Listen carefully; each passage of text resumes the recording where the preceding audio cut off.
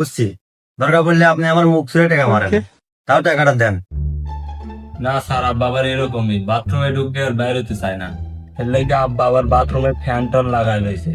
কি যে করে বাথরুমে হাতে নিজেও ভালো জানে না। মায় বলতেও পারবো না আব্বা এই জন্য বাইক।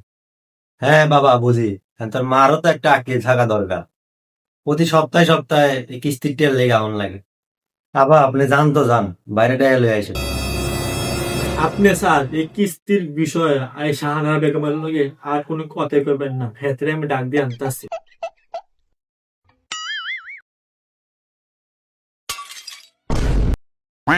স্যার শুনেন, আব্বা যদি বাথরুমে থাকে না, আম্মাই তো সামনে এলে কিছু কইতে পারি না। আব্বাই আছে না, পেলে নুরায় বাথরুমে বয়ে বয়ে। এ হে, তুই কেমনে বুঝছস?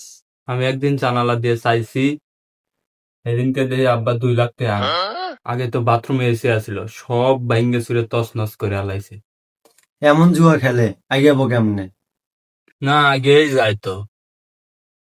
মনে করেন বড় বড় 2-3টা দাইন পাইলে আমগো সংসার যদ্দুর পিছায় আবার ঠাস করে আগায় যায়।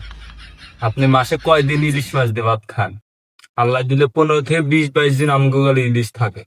তে তোর মায়ে আমার কিস্তির টেয়া দেয় না কে? আপনি আমার মার লগে মিল দিতে পারেন নাই। যদি মিল দিতে পারতেন তাহলে কলজে কাইটা খাওয়া দিতে পারতেন। আপনি কন উল্টা পাল্টা কথা, হাতে জিন্দগিতে টেয়া দিত না। হুম, তোর মা কি আমার বিয়াইন লাগে নাকি যে মিল দিতে যাবো? এখানে বসি।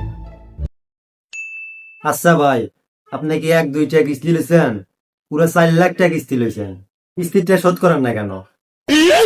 আপনার পুরোটা কথাই বুঝছি। এখন ছাওয়ালটার অসুখ, পোলাটার পরীক্ষা মরীক্ষা করাইছি, এখন রক্তের শূন্যতা, প্রায় 4-5 হাজার টাকা খরচ হয়ে গেছে। না হলে এই টাকাটা আপনারে দিতাম। সবাই তো পোলা লেগে ভেঙে ফেলাইছি।